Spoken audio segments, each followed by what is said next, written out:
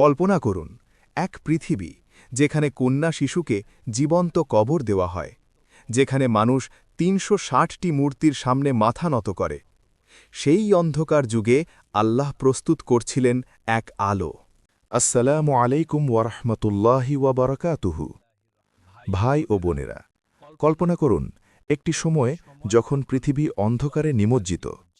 আরব সমাজে মূর্তিপূজা, অশ্লীলতা, অন্যায়, নারীর অবমূল্যায়ন, কন্যা শিশু হত্যা, মানবতা যেন বিলীন।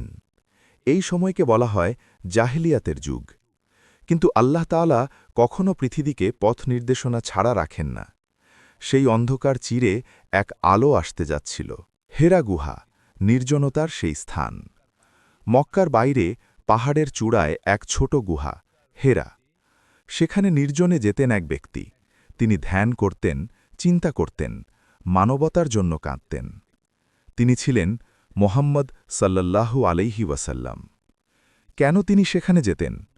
কারণ তিনি সমাজের অবক্ষয় দেখে ব্যথিত ছিলেন। মূর্তি পূজা তার হৃদয়কে আহত করত। তিনি সত্যের সন্ধান করছিলেন। রমজান মাসে তিনি সেখানে দীর্ঘ সময় কাটাতেন। সেই ঐতিহাসিক রাত।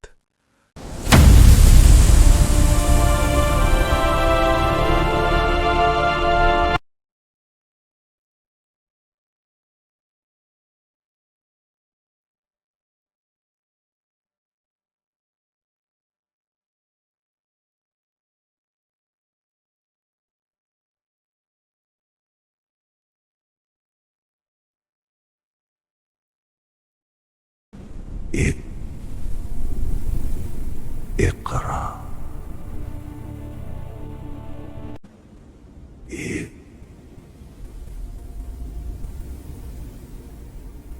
اقرأ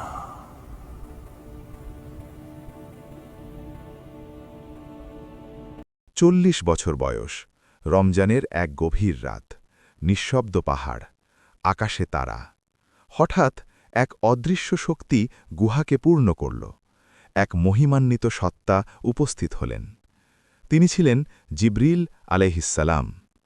প্রথম শব্দ, ইকরা। জিবরিল আলাইহিসসালাম বললেন, ইকরা, পড়ুন। কিন্তু রাসূলুল্লাহ সাল্লাল্লাহু আলাইহি ওয়াসাল্লাম বললেন, আমি পড়তে জানি না। তখন ফেরেশতা তাকে শক্তভাবে জড়িয়ে ধরলেন।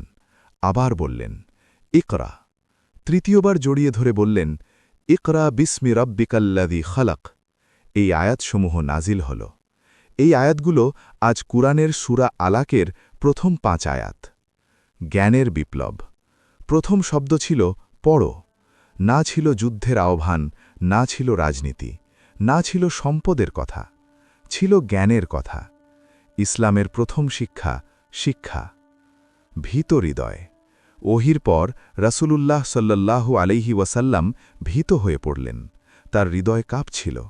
তিনি দ্রুত বাড়ির দিকে রওনা দিলেন। খাদিজা রাদিয়াল্লাহু আনহার সান্ত্বনা। তিনি এসে বললেন, আমাকে ঢেকে দাও, আমাকে ঢেকে দাও। তখন তার স্ত্রী খাদিজা বিনত খুয়াইলিদ রাদিয়াল্লাহু আনহা তাকে সান্ত্বনা দিলেন। তিনি বললেন, আল্লাহ কখনও আপনাকে অপমান করবেন না। আপনি আত্মীয়তার বন্ধন রক্ষা করেন, দরিদ্রদের সাহায্য করেন, সত্য কথা বলেন। একজন স্ত্রীর ঈমান প্রথম সমর্থন। Waraqah ibn Nawfal. খাদিজা রাদিয়াল্লাহু আনহা তাকে নিয়ে গেলেন তার চাচাতো ভাই ওয়ারাকা ইবনে নওফালের কাছে। ওয়ারাকা বললেন, এটি সেই নামুস, ফেরেশতা, যিনি মূসা আলাইহিসসালামের কাছে এসেছিলেন। মানবতার নতুন অধ্যায়।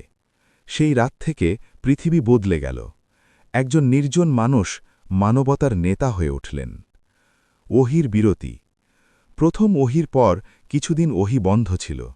রাসূলুল্লাহ সাল্লাল্লাহু আলাইহি ওয়াসাল্লাম গভীর চিন্তায় ডুবে থাকতেন। তারপর নাজিল হল, ইয়া আইয়ুহাল মুদ্দাসসির, উঠে দাঁড়ান এবং সতর্ক করুন। আধ্যাত্মিক শিক্ষা। হেরা গুহার রাত আমাদের শেখায়, ১. নির্জনে চিন্তা জরুরি। ২. সমাজের অন্যায়ে ব্যথিত হওয়া ঈমানের অংশ।